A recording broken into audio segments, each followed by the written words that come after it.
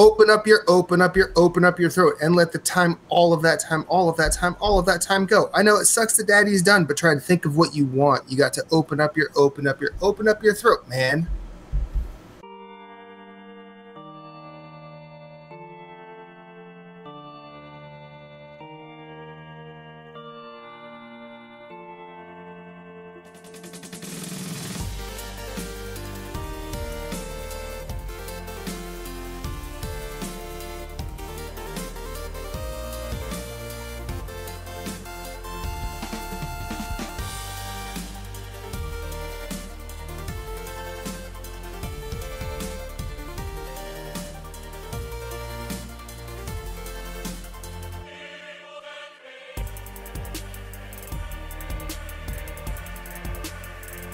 Welcome to Nerds Gone Rogue, episode number 154. My name is Matthew Keel. We are here live every Monday night on youtube.com/Nerds Gone Rogue. We usually start between 8:30 and 9. I love it when a plan comes together as it did tonight. You can also see us live on Twitch, twitch.tv/Nerds Gone Rogue. Pods go live the following week. So that's the following Monday, 7 a.m. on all pod services. That includes Spotify. Uploaded the right episode this week. Awesome. That includes Spotify and iHeartRadio. And the podcast goes live on YouTube in a nice, cleanly edited version a la Corey Dierig. You can see everything that we do on nerdsgonerogue.com. That is this show, Nerds Gone Platinum, the NX show, Nerds Gone Rogue B-Sides, and any sort of random write-ups that we might do, or if you just want to look at a 38-second video of me pressing a fart button. It's a good video. I suggest you go watch it. It really is. It will make your bad day great. Better. Mm-hmm. Yeah. We invite any and all interaction via email at nerdsgone, or you can email us at nerdsgonerogue@gmail.com. You can hit us up on Twitter at Nerds Gone Rogue. You can hit us up on the Instagram at @NerdsGoneRogue_official, as well as all of us individually. We do answer questions every show. You could find me at Infinite_Rewind. You can find our fearless leader, the double legend himself, Corey Dierig, at Corey in HD 713 on Twitter, at Corey in HD everywhere else except PlayStation, where he is Rogue Spartan 4. Our beer drinking, baby making, hell yeah, word to your mother, PlayStation enthusiast, co-host Moose Kluel. You can find him at Sven. That's SVHENN. Anywhere you want, he's everywhere you want to be. And unfortunately, our fourth chair, Captain Canada, he's only exclusive to here, except when he's not here, like tonight. But he will be returning as soon as he is able. Yes. Corey, how are you, sir? I'm great. I'm wearing that shirt you got me. Nice. Feeling pretty good because it kind of fits now. So. Well, that's good. That's exciting. Yeah, you posted a family picture. You've lost 71 pounds. You look fantastic. Thank you. Happy belated birthday to Riley. I think I gained it all back this weekend, though. We cooked out. I had like 25 hot dogs and like 47 chicken skewers. Jeez. No, I didn't. But how many burgers did you have? I didn't eat any burgers. You see? I'm saving that for the moose. If you're gonna sin, burgers. I did eat about 10 hot dogs this weekend, though. But you could have gave up 5 of them for 2 burgers. Look, man, I cooked chicken skewers instead because... All I'm hearing, Matt, is excuses. I mean, they're like assholes. Everybody has one. I'm just kidding. It's awesome that you're trying to be healthy with the chicken skewers. Hot dogs aren't healthy. No, chicken skewers. Pizza is not healthy. What did you put like a marinade on the chicken? Was it like teriyaki? Well, the night before we cooked, I cooked one set in Italian dressing and the other set in Carolina barbecue sauce with some kickin' chicken seasoning. Ooh. And then, how were those? Good? And then the next day I put them all on skewers with some seasoned onions and green peppers, and yeah, whipped them up real nice on the grill. Very nice. Yeah. Awesome. Very nice. Yeah, and then grilled some zucchini and some hot dogs and some chicken breasts.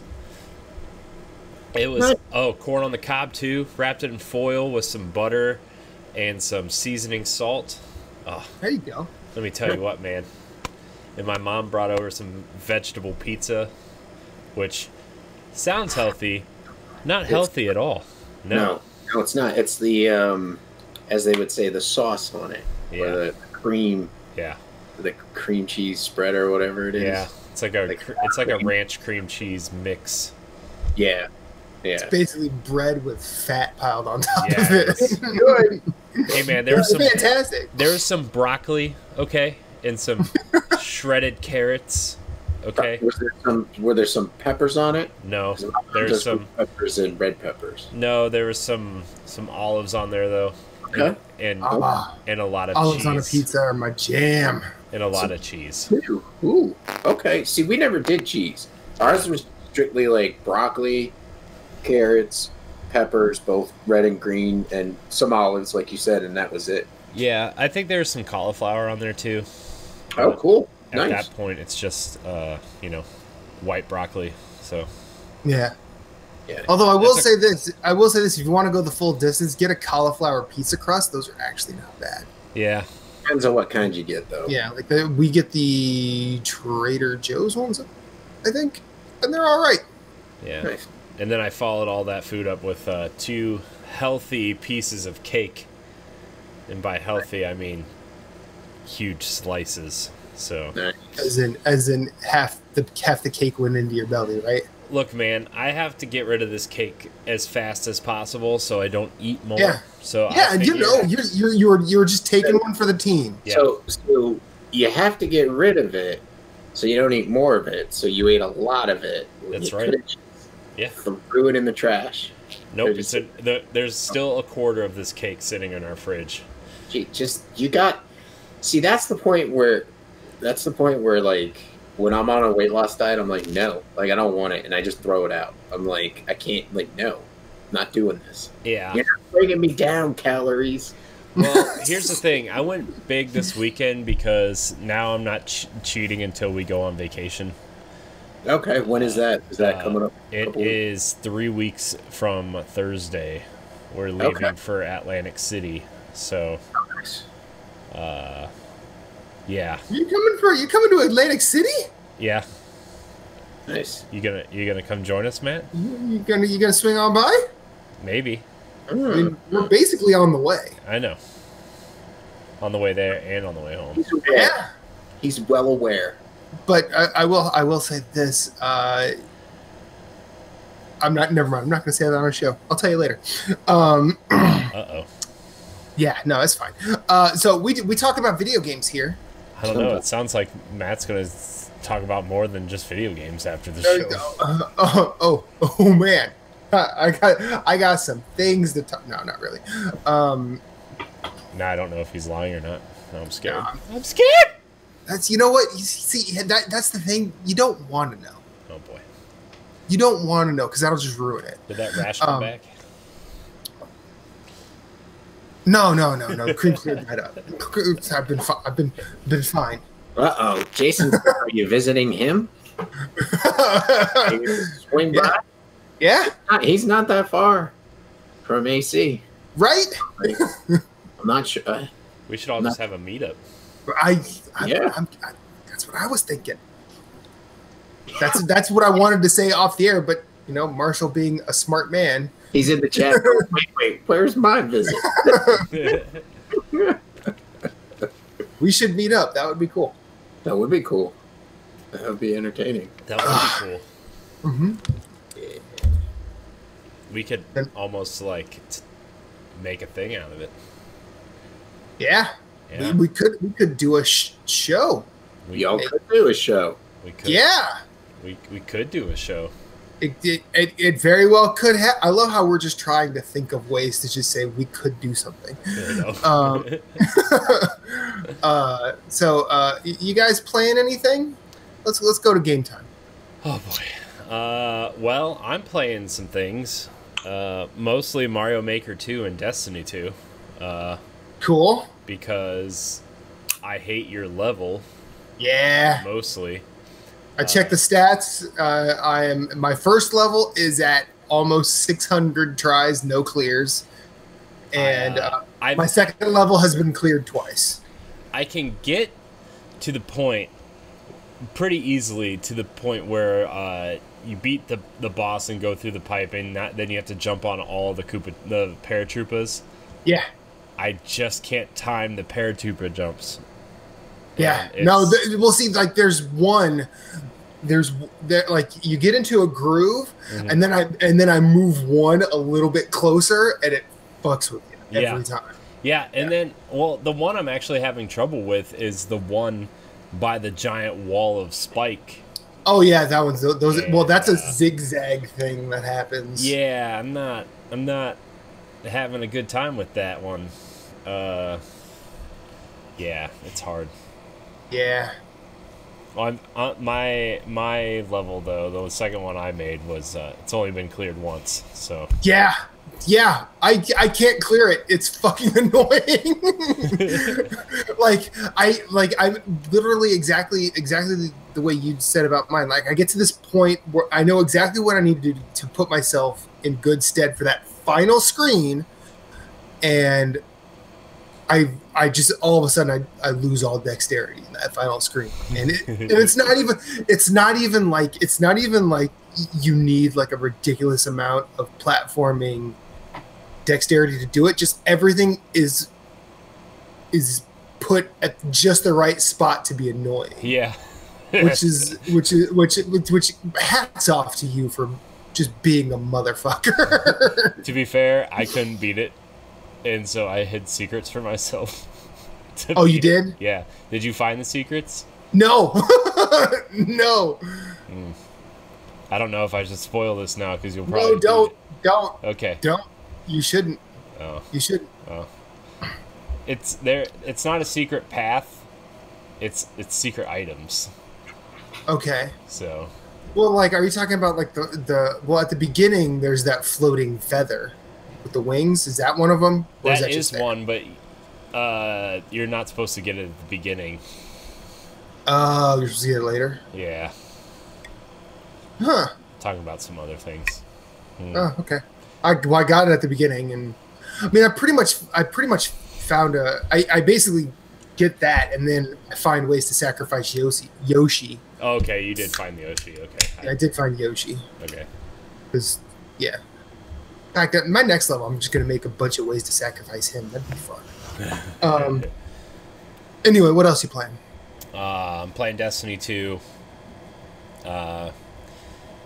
There's some interesting things going on now because they added a new quest to the Season of Opulence, which is the Bad Juju quest line, and that is a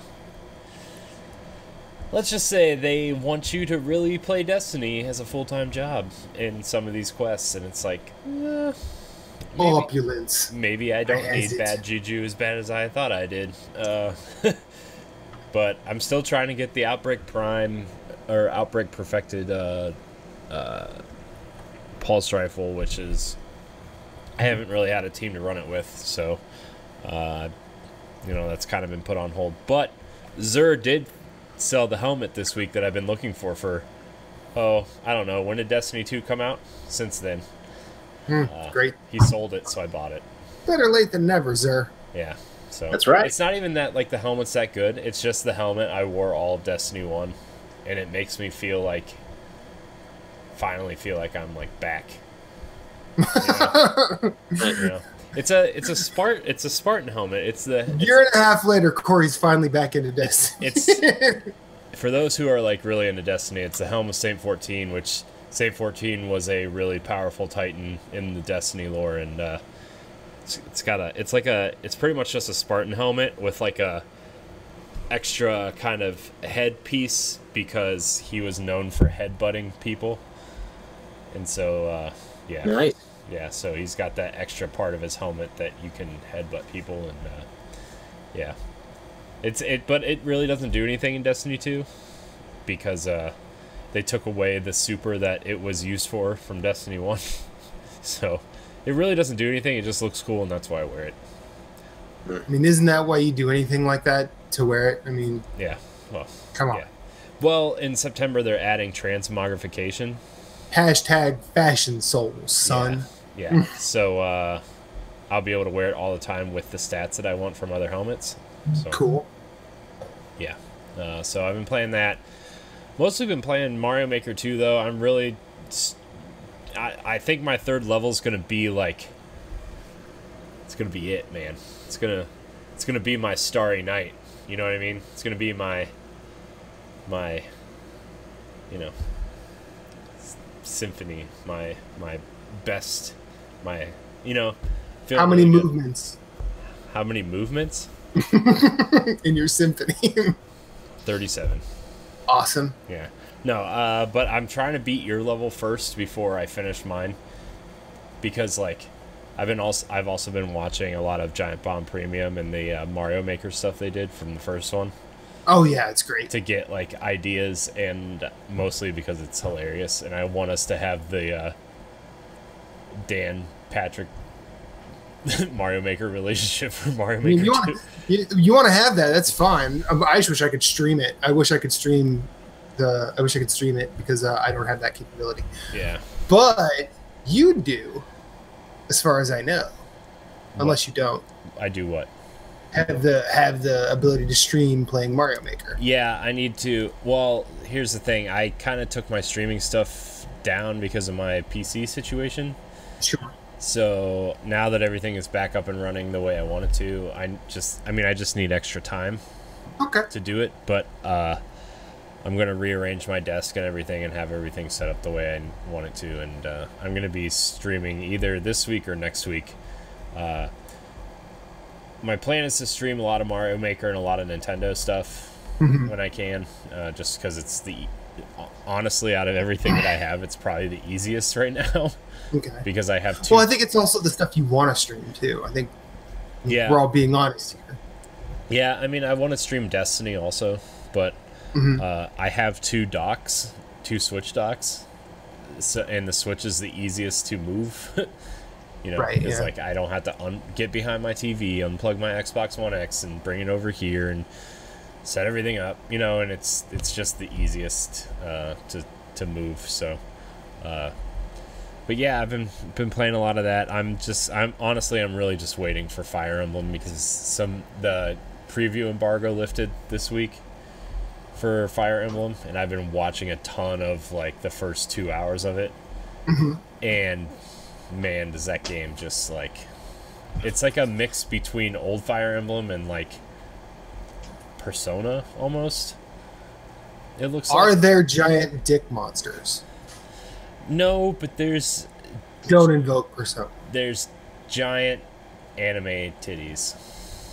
If that's... Maybe invoke Persona then. So, that was like the big takeaway out of every video. It was like, there's a lot of boobs in this game. Oh, yeah. And I'm like... I have you ever played any, anime-ish game? You know? I'm just gonna throw it out there. One of the opening cutscenes, depending on what house you choose, because it's got like this real Harry Potter vibe going on. Depending on like what house you choose, one of the teachers walks into the classroom in a bikini, which is sounds like My Hero Academia. So yeah, that's a cutscene. But other than that, I'm like really excited because you train to become the teacher of one of these houses, and you lead the house and teach the students, and you run around like between every like major story beat. You get a week to like train your students and talk to characters and build relationships, and it's got that Persona vibe to it, and I'm like really excited for this game. I don't know if You probably didn't, but I don't know if you played Tokyo Mirage Sessions for I did for actually. Wii U. Yeah, it's got that kind of like vibe to it too. So, yeah, I'm really excited for Fire Emblem. It's I just can't wait for Fire Emblem. So that's really all I've been playing. I've actually been reading a little bit. It's always good. The new run of Turtles comics are nice out. Well, it's not really new, but it's like they're on issue 95. Okay. And one of the characters that they've kind of been building up to be important for the Turtles. It's spoilers for the current run of Ninja Turtles comics if you haven't been reading them. Shredder has fallen. Karai has abandoned the Foot Clan, who is Karai is the girl that takes over Shredder's post when Shredder vanishes, and she's abandoned the Foot Clan, and Splinter has actually taken over the Foot Clan, and they are becoming a morally centered militia for Splinter now instead of like the bad guys. And one of the leaders of the Foot Clan, Janika, has been kind of like a focal point of this story arc, and she confronts Karai, and Karai stabs her, and the Turtles are trying to figure out how to save her, and so they try to use the healing power of the ooze, but the ooze canister that they were going to use to save her was stolen by Karai.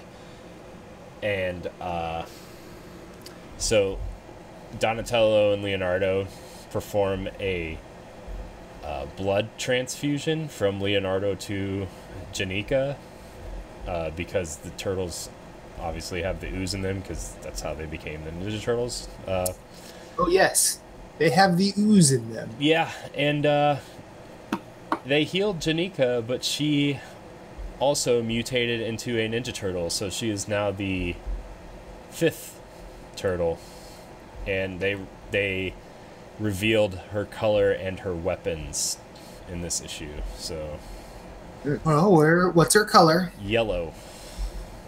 And what are her weapons? She has a bow, staff, or like a bow? like a bow and arrow, and she has like Wolverine style claws almost. But they're just out. They're not retractable or anything. So she's Janika Kruger. Pretty much, yeah. Cool. But cool. Yeah. So she's also the biggest turtle, which not that I'm. They need a tank. It's fine. Yeah. Well, Raph's always been the tanky character. Tanky, but not a tank. Yeah. It's also weird because she's also been a current love interest of Casey Jones, and now they're gonna have to deal with that issue, which I think they're gonna tackle. It looks like they're gonna tackle that issue, because she's obviously not human anymore, and Casey Jones is human still. So, I mean, you can always go back to Ratso from Muppets Take Manhattan. Do you believe in interspecies dating? Yeah, but I think this is I think this is their way of gonna like tackle like the way that X-Men tackled racism in the early days of the X-Men. Well, currently maybe now too still, so I don't know. Yeah. But it's really cool to see like them tackle the female turtle again, because they tried to do it once in the late 90s and it was really bad. I don't know if anybody remembers the Next Mutation TV series. No, it wasn't good. Wasn't good. No, it was bad. It was real bad. That was the last time I tried to really indulge in my like for the Turtles. Yeah. I mean, after that third movie and then the Next Mutation, and I was just like, boy, let's find something else to be into for a little bit. Yep. Yeah, you made this not. It's not that you made it weird. You made it bad weird. Yeah. So. All right. So, Moose, what it do, sir? Division 2. Cool. I fired up Detroit Becomes Human. Did the first little mission of that, which was pretty cool. All right, that's the free game this month. Yes. I forgot about that. I played the demo way back when, and pretty much the part that I've played so far in the game is the demo. So that was pretty interesting. And then what else I've been playing? More Bloodborne. So a friend of mine, like this weekend, I was like, hey, why don't we like co-op some Bloodborne? We'll find like characters we have and just like help each other and just have a good time, running around killing stuff. And so we did that. Fuck it up old school. That's right. We did it Saturday night, Friday night and Saturday night. So that was fun. And then I've been farming in that a little bit. I fired up Sekiro. Enjoying that. That's a lot of fun. Different than Bloodborne and Souls, so that's good. Looking forward to diving deeper into that. So that'll be fun. I'm looking forward to hearing your journey through that game. Like it's kind of been bite-sized stuff. Like I brought the I mean, obviously the Switch goes with me pretty much everywhere because it's portable. But I brought the Switch home and I didn't even set up the Switch Friday night when I got off work and I didn't touch it until this morning when I took it back to work. So like I didn't touch it all weekend. I was playing just some bite-sized stuff, a little bits here and there on the PS4, and I jumped back into being on the PS4, which I was enjoying. I think I've been like looking at it lately and looking at my library, and I'm like, man, I got like a lot of really good games that I just need to play through. A streamer I watch, Old Man Broski, OldManBroski. He's an awesome streamer. He is streaming from start to finish the Metal Gear Solid series, but only the Solid series. Right. As far as I know, he did not start with. So he's on Metal Gear Solid right now, and so I don't think he did the Metal Gear, like Metal Gear, and then there was Metal Gear Snakes, like. Well, I think it was Metal Gear on NES and there was a Metal Gear 2. Yeah, which was like it was like on NES as well. Revenge. I don't know. Anyways, but I think he's starting with so then that prompted me to be like, I've really been in third-person shooters lately with Division 2, so I was like, and I've never finished Metal Gear Solid 5, and I know I probably will not platinum it, so I'm like, you know what I'm gonna do? I'm gonna play it and finish it to the end. So I re-downloaded that, so I have that going, and I'm like, it's one of those games, like that meme where they have where it's Johnny Depp from like Pirates of the Caribbean, and he's like got that look on his face, and it's like when you come back to a game after you've been away for like ever, and you're like you have no idea what's going on. It's like that's how Metal Gear is, especially that. So it's like you need to like stay on top of it. So I'm decided to start from scratch, and I just haven't fired it up because I fired it up and I played a little bit of where I was, and I'm like, I have no idea what the controls do, and so it's weird because Metal Gear's third-person controls are just so different from the Division or Gears or anything. They're just different, and you have to get used to it. It's why I put it down because like. When I first started playing it, I was playing Gears in the Division. I was like, I want to play some Metal Gear because I heard 5 was pretty good, and I really want to play it. And it just, it's like you cannot be playing any other shooter to really get into it. No, like you're like, oh, triangle switch weapon. Let me try and switch the sniper rifle. Nope, that's not how it works. We're gonna make it. I don't even know what it is, and I was to the point where I'm like, you know what? Just going to delete my save and start from scratch again. And so I have yet to do that, but I'm looking to fire that up and get through that. Detroit Become Human, I want to beat that. So that's where I'm at as far as playing. Like, it was a lot of bite-sized stuff besides Bloodborne. Bloodborne was like the main stuff that I was playing this past week. I got a little further in the Korok seed hunting. I'm stuck on one Korok seed where I'm like, I have no idea where it is. And it's not like one of the ones where it's like, okay, well, the correct seed's like on this top of this plateau, but it's one of those ones where you have to like start You have to start at the bottom or whatever. Yeah, start at the bottom. It's not one of those. And so I'm like, I have no idea. I'm like, maybe it's like under. It's supposed to be like under me because I'm looking at the map and I'm like, but then I'm like, I tried jumping off the side to like paraglide down to see if there was like some caves or something, and I just instantly died. So I'm like, I don't know what's going on with this. So I'm gonna have to like try and like figure out what it is. Maybe watch some videos to try and find it so I can move on. Because I'm trying to like clear like left to right the sections of the map. Because like I think I said it before, like the maps that I printed out is like 9 pieces of the total map of the game, and then like you don't even like I thought the world was big, and then like when you try and hunt down Korok seeds, it's fucking huge. Yeah. It is really fucking big. My office, like I had this huge map printed out, and it looked, you know, that Always Sunny meme of what's his face with the strings.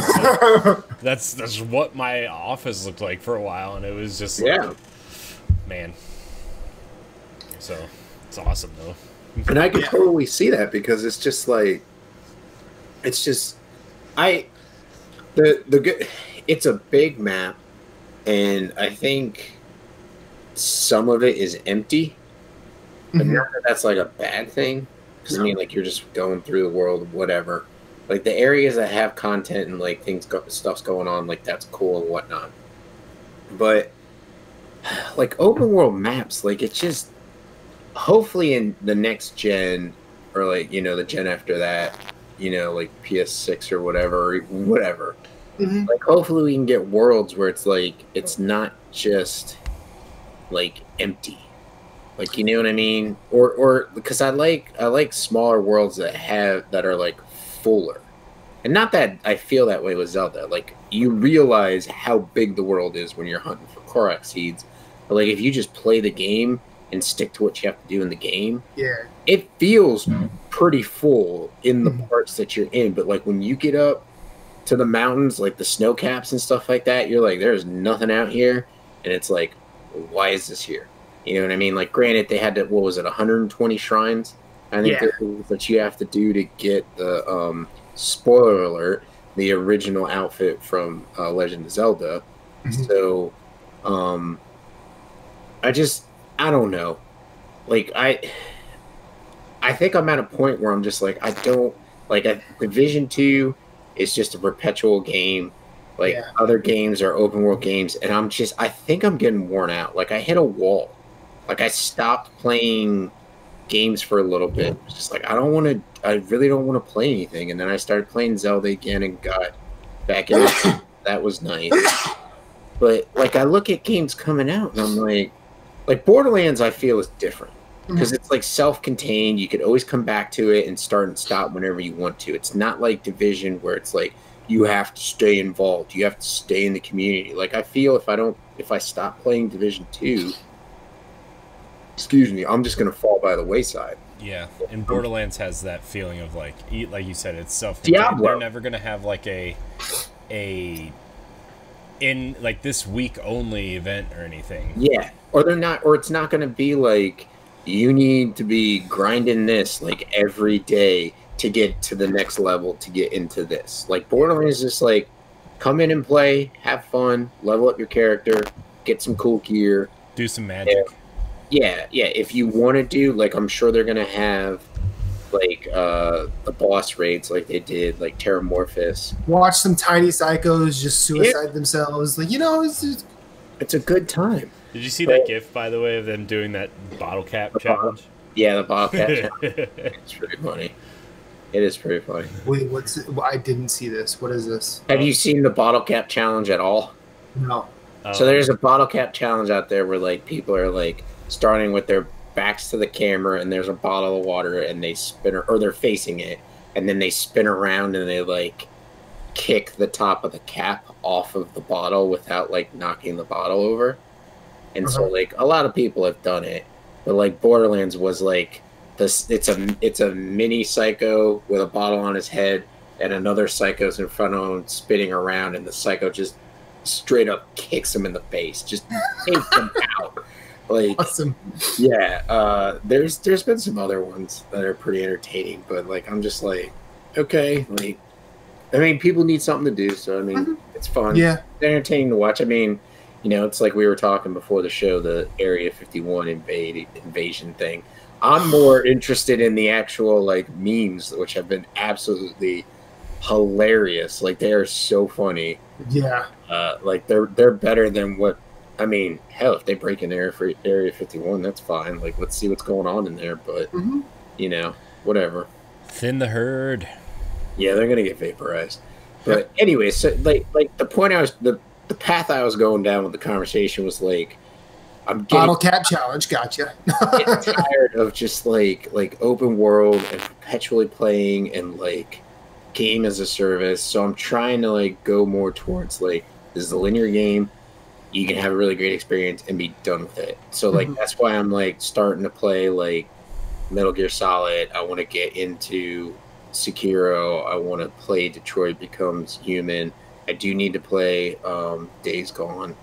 Yeah. But it's just I want to be playing these games instead of like Division 2, and I have Destiny 2, but I never really played it more than like just because it got annoying towards the end. Like I think you, Jeff, and Jason all played that. You guys all went ham for like a solid 2 weeks, and then you bounced right the hell off it. Well, they were ham on it for like 3 weeks to maybe a month, and then I think we all just hit a wall, and it was just like we're done.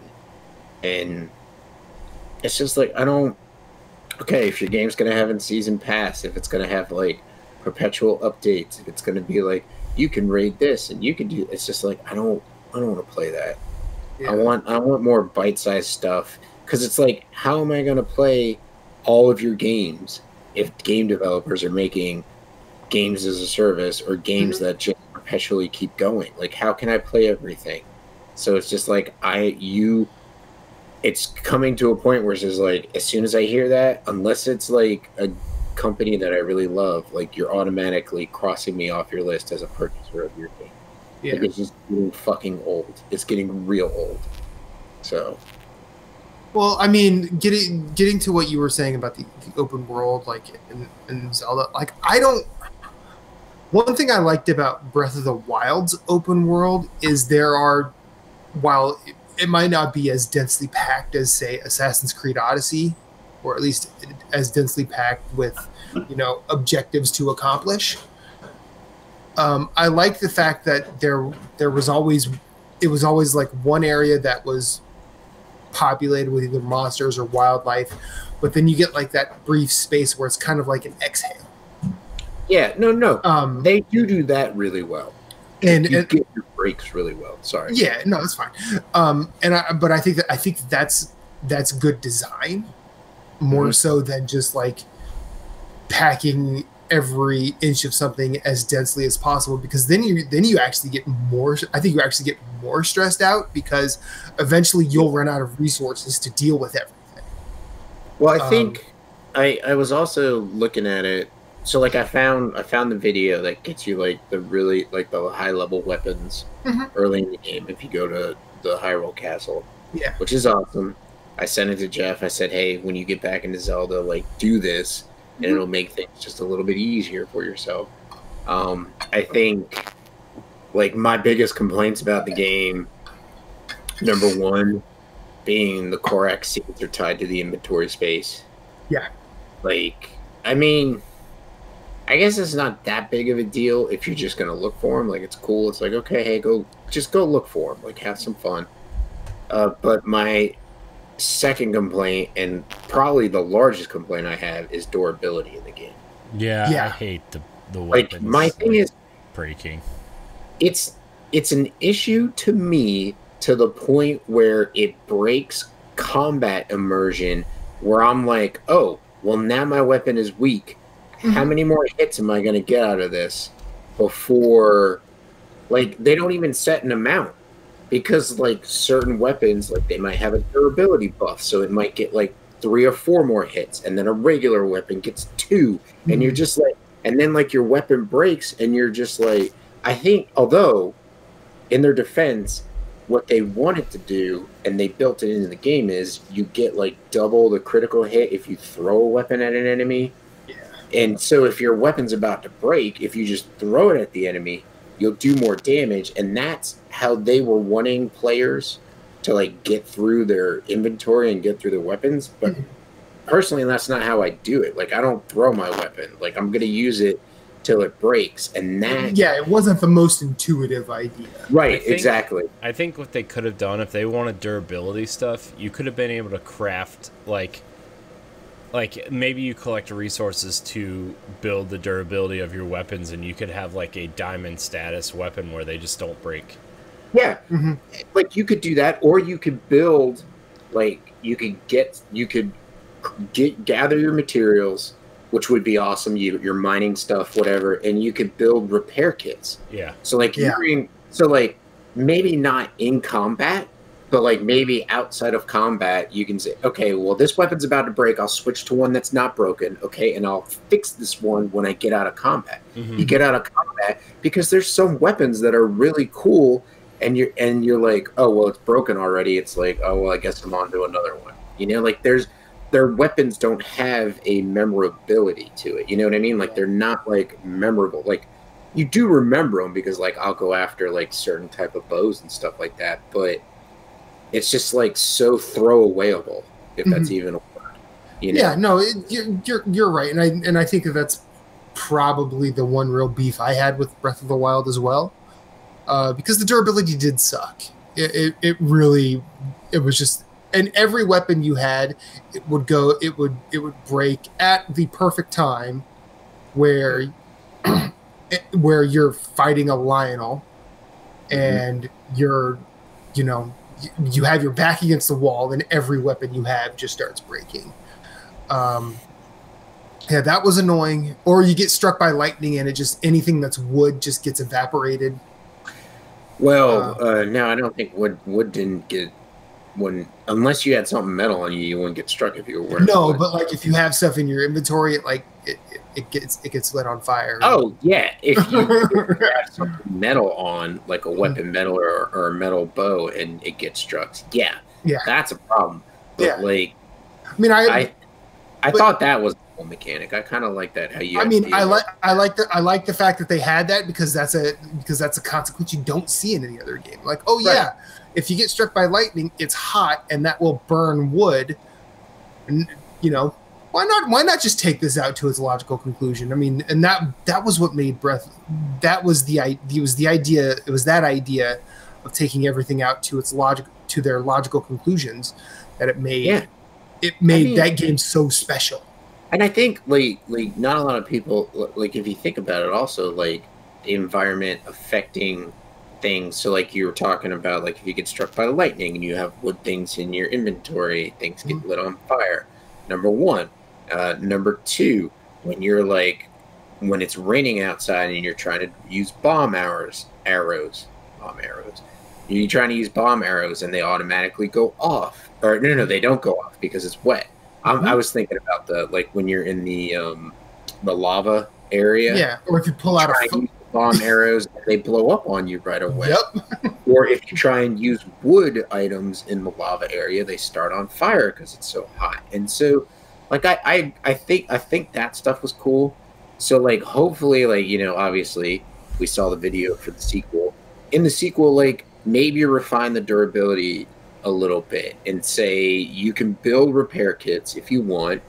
Like they could keep it the same if they want to. You know what I mean? But give players who want to use that same weapon because they like the way it works and it fits their player style, they can just get repair kits and repair the weapon constantly. I think that would be a better option. Also, I think what you could do too is like, if you find a weapon that you really like and it breaks, do what Destiny has recently done. Is like they have these things called collections where like it stores every weapon you've ever found and okay, I found this weapon, I found this weapon, I found this weapon, and they just make you use in-game resources to buy it back if you want to buy it back. See, that's an option. Or even just making it. Hey, you found this weapon, automatically you get it in your crafting. Yeah. It'd be like cooking, but crafting weapons instead. Right. And you get the list of the materials. Yeah. Now you might see it like when you go into your crafting, you'll see like all question marks because you don't know what it is. But if you pick up, let's say the Royal Halibard, like you pick that up, you like it, you're good to go. You know what materials you need to pick up to be able to craft it later. You know, like I think, yeah, I agree with that. That would be awesome. Addition. Or even if that step is a bit breaky, just because I know that there's probably some section of people that think, well, no, that kind of breaks the game. But if you could look at a weapon in your inventory and say these are the materials of how you make that, maybe it won't keep the recipe like locked in a memory spot, but like it gives you the ingredients and you could just go find it. It's like how there really wasn't a recipe book. Yeah, and that was cool too. So I mean, listen, freaking Breath of the Wild. It's really good.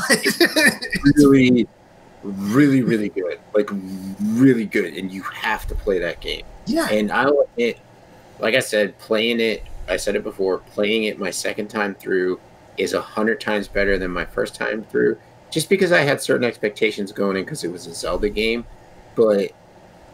Having played it through once and then now on my second playthrough, I'm enjoying it like 10 times more, like way earlier in the game, and it is actually taking over Skyrim as like my favorite game of all time. So it'd probably be like Breath of the Wild, Skyrim, and then Bloodborne. So, which is weird to put Bloodborne at third, but can't beat that with a bat. No, that's a good top 3, I think. It's a really good top 3. But, yeah, so anyways, I digress. That's enough of what I've been playing. Matt, what have you been playing? I've really only played Mario Maker. I haven't touched anything else. That is not surprising, just because like that's pretty much what everybody's been playing. Well, I mean, I don't want to sit here and make excuses, but like I've looked at my PS4. Like last week was actually a really bad week. I'm sorry to hear that. Like it wasn't like the work days, but it was just a lot last week. And like I was like it was my OR week, and usually like overnights in the OR you're kind of sitting pretty most of the night. No, I was in the OR for at least 4 hours every night last week, so it was just a lot. It was just a lot to deal with. So when I did get a chance to like look at a video game, I'm like, you know what, Mario Maker's here. Generally, it's easily accessible. Like I can do 2 or 3 levels, and then like and then like I'll usually do that on the bus. Then I'll get home, I'll do whatever chores I have to do, and then I'm usually just ready to go to sleep. It's become your like comfort food. Yeah. And I mean, we find it when we're stressed. Like Bloodborne was mine when I was getting, because like I just come home, fire up some ABBA on Spotify, and just sit there and play it or whatever. And like it's weird that Bloodborne is a comfort game, but like no, it's not. It's really not. Well, I don't know, but because I mean, think about it this way. Like, I mean, platformers are my favorite games. So naturally, like I'm gonna want to play one of those. Yeah. Even more than I would play like a Souls game, right? But like being comfort food isn't necessarily about the content of the game. It's about your interaction with it. Like you said, like you've always said before, like you don't have to think about Bloodborne. Yeah, and I mean, I may not be playing it the best. Like I know there's people that play it way better than I do. Oh yeah, but I can play it in my world and be comfortable with the way I'm playing it and have fun with it, and it be a comfort food, so like you said, like you just can turn your brain off, come home and have some fun and be entertained, and even work out some frustration, like I mean, a lot of people use first-person shooters so they don't shoot people in real life, like it's like well, we're also seeing a lot of people who use those for training. So, errors on all sides. No, but and yeah, like I mean, hell, there were when I was when the year Bloodborne came out, like it was a really rough year for me because I started going through my divorce and things like that. So there would be times where I would literally go to Old Yarnum, or not Old Yarnum, Central Yarnum, and just go. I would climb up where the bridge is and the boulder. I would go kill all those guys just so I could pound that ogre a little bit. That ogre that's up there and thinks he's all tough because he can push a giant ball, but you bury your hammer in his face, all of a sudden he ain't so tough anymore. But you know and I did that for a while because it made me feel better. But Mario Maker 2, I love that game. I'm currently sitting at a 102 streak in the endless mode, and congratulations. Thank you. It actually says I'm ranked in the top 60,000, which was a weird thing to see. I'm like, I guess I'll keep this going. What are your impressions of the game? Like, what would you give it if you had to give it a score? Like, I asked this as in like because I was reading through Destructoid's review and they gave it like a 7. Right. And I'm or 7.8, whatever. So I'm kind of like, okay, like why'd you give it this score? And I went to the end, and one of their major points was like the creator mode is not like the best, most intuitive, which I can understand. It's not. It's a lot shakier than the first one. And then there's that, and then there's also like there's no way to like curate levels. Like you have to like rely on the community to be like, this is a good level or this is a bad level, which is almost like Nintendo could just fix that by having a team just go through a lot of created levels and say this is good, like we like this, kind of giving it like the Nintendo seal of approval. You know what I mean? So like where do you land with like a score for Super Mario Brothers? Super Mario Maker 2. Sorry. I mean, I think in terms of if I were to review a game, I sort of look at what it sets out to do, and I think the mission 1 for Mario Maker 2 is it sets out to give people the ability to make Mario. And since it's a sequel, it has to be setting out to give people the ability to make Mario better than the first time. The first one didn't have a story mode. It didn't have any sort of like this is some ideas for making Mario. I think what did it have, like 20 initial levels, something like that. No, I don't know. Corey, like you remember. I know it had like some Nintendo made levels, but it didn't have what Mario Maker 2 has. And I think in terms of giving the ability to make Mario, it actually does it better than the first because you have more than 100 levels to look at and say, oh, this is an idea, this is an idea, this is an idea. I mean, my first level that I made was basically a complete subliminal ripoff of one of those levels, and that's why I scrapped it. And I think on that alone, like it's definitely top tier. Now, if you want to actually go into the creation suite itself,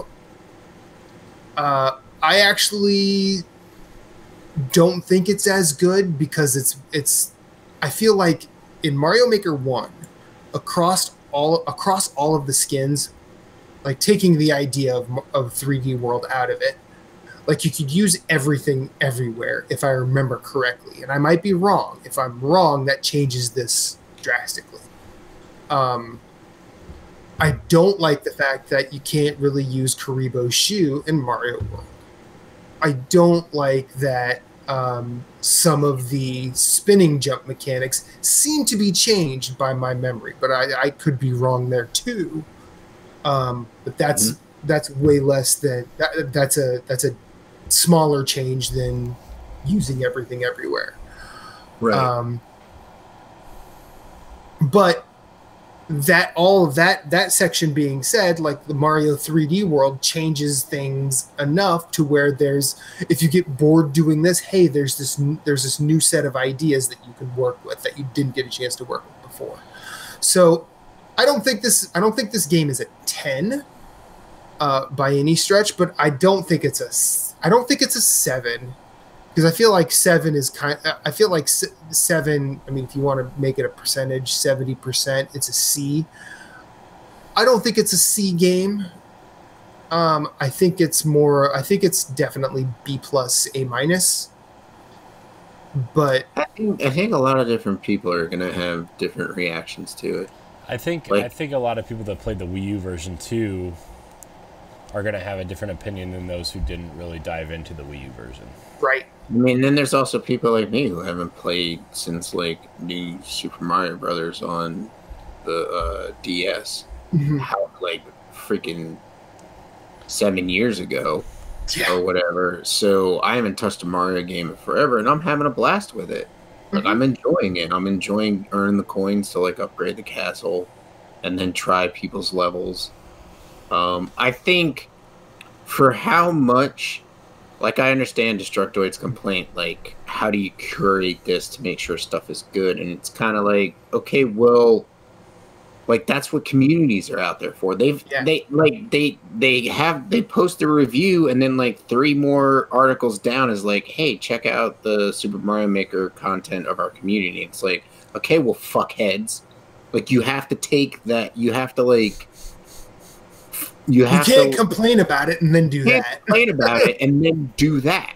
Mm-hmm. Like that's horseshit. Like you have to say, you know, like okay, it's set. You know, it's kind of weird, and you have to be trusting of the community to judge which is good and which is not. That's why there are multiple communities out there. That's why you check out and say, oh hey, like the level designer of Celeste has 6 up right now, which might be more now because I haven't checked in a while. You know. Then there's like the top list, and then there's like the hot now, and then there's like, you know, the ones that there's like just new ones. Then there's speaking of the community though, like this game just really points out how bad Nintendo's online stuff is though. It really does. Right. I had to go in and you know, you played my level. I had to go in to see who played my level to follow you as a creator. Like, I couldn't just go to, like, my friends list. Like, the Switch's friends list is useless, right? Oh, no, yeah, it's dog shit. It is pointless. The only game that utilizes it is Smash, and there's an option that says play with friends, and then even then you have to, like, go through the Nintendo Switch Online app to do the communicating thing, and, you know, and the only 2 games that utilize the Nintendo Switch Online app are Splatoon and Smash, and it's like, why can't I... And the thing is, too, is, like... Mario Maker is the perfect game. If you want to use an app to curate stuff or find people, that app is like, okay, you load up Mario Maker on the app, you scroll through levels, and maybe they show some clips of the levels or whatever, and you can queue up levels to play when you get home. Like, yeah, why are they not doing that? Yeah, it's just awful. Like, I mean, like I said last week, like I'm in a giant bomb group full of people just creating Mario levels. Yeah. Now the nice thing there is they've sort of figured out how to make the system sort of viable.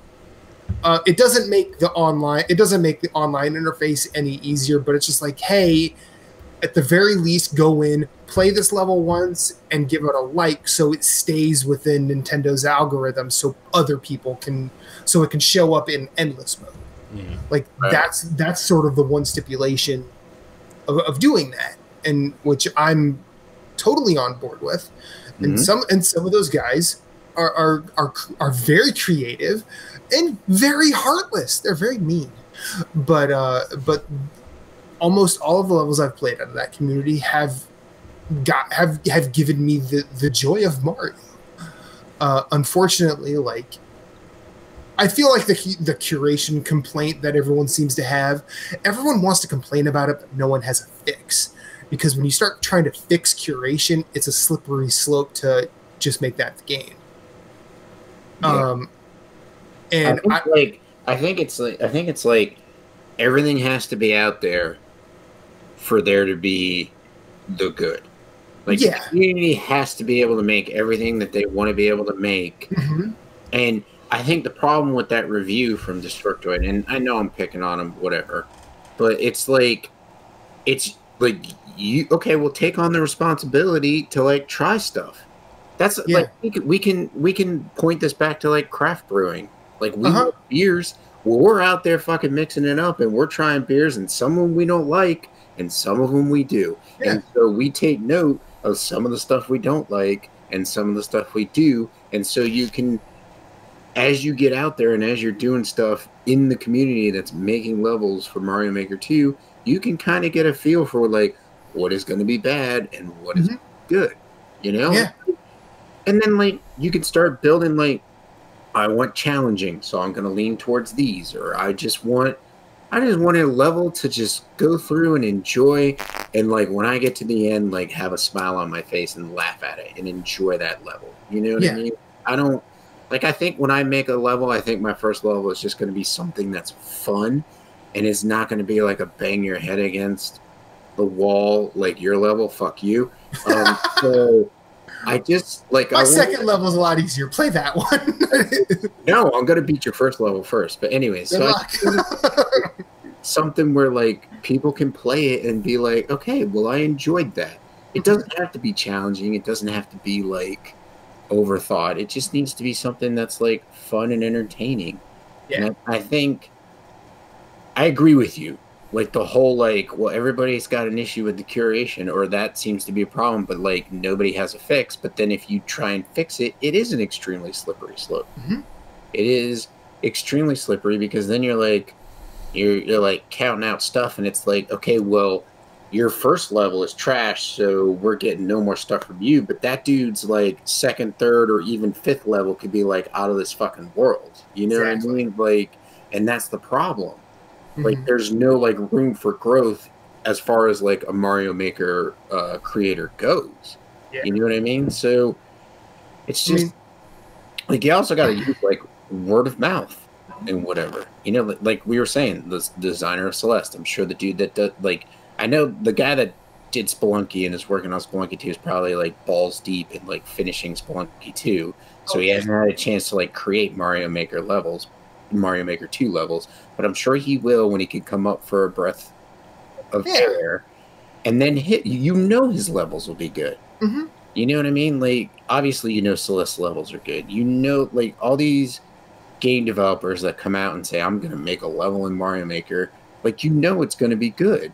So it's just like follow those.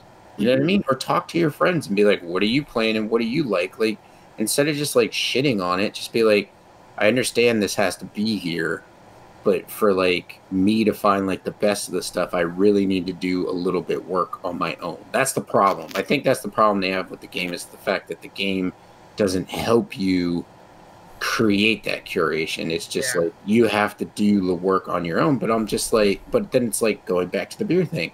How the fuck does a brewery know my tastes? I walk into a brewery. How do they know what my favorite beer is? How do they know what I'm willing to try? They don't. So you got to kind of look at it from that perspective and be like, okay, well, I have to take some ownership in this, and I'm playing this game. I bought this game. I'm the one that needs to be like, this is good for me. This is not good for me. This, you know what I mean? Like, that's where it comes in. Well, and the last thing I'll say is I think their endless mode is actually handled appropriately, because they have four tiers of difficulty. And if you're on the easiest one, it is usually levels that have been completed tens, if not hundreds of times. So like the completion rate is very, very high on all of those levels. So you're not going to get too much challenge. I mean, that is probably where all of the auto-scrolling Marios will end up, just because that's how it worked. That was what ended up dogging Mario Maker 1 by the end of its life, because it was just all of a sudden your Mario drops in from the sky and then just gets pushed. If you touch the controller, you're going to die. If you don't touch the controller, you complete the level, and you get like a crap ton of 1-ups for it. And the fact that people create that stuff is kind of amazing, and the weird things that they do with creating just a Rube Goldberg machine that pushes your character through the level, it's impressive. Does it give you what you want out of a platformer? Nah, but you move up a difficulty, all of a sudden that's where, you know, the completion rate drops, and then if you go to expert and super expert, that's when you're going to be banging your head against the wall a lot of the time. I mean, like my endless streak is currently on normal, so I get a mix of everything, and I like that. I haven't had to skip a level yet. I haven't had to hit the minus button to say move me to the next one. But you know, you just got to kind of pick your pain level, and like Moose said, don't be afraid to work at it, because there have been some levels where I've actually, because you can't really do this when you're in the endless mode, I've actually written the code down, so once I'm actually done, I will go back, enter that code, and follow that creator, because they created something interesting, and I'll at least give them a chance to wow me again. Mm-hmm. And yeah, like, I mean, I created the 2 levels I did, and they're not gonna be my last, just so you know. Fucking trash. I mean, that yes, but I recognize that I'm not in the use case that like the folks at Giant Bomb are in, where they could say like, hey, here's my level, play it, and they can go on Twitch and watch people play their level. I don't do that for that. I do it because I actually just find it fun doing that. If my level ends up, you know, getting dumped in a month's time or whatever, is what it is. But you know, that won't stop me from going back to the drawing board. And I hope that there are plenty of people playing Mario Maker that feel the same way, because I'm more interested now than I was the first time around to keep that in my rotation for as long as I end up keeping it, because I don't plan on stopping anytime soon. At least not till Luigi's Mansion 3 comes out, when something else goes into my Switch for the first time. Yeah. Well, I actually just cleaned out like my Switch library and everything that I was like gonna plan on keeping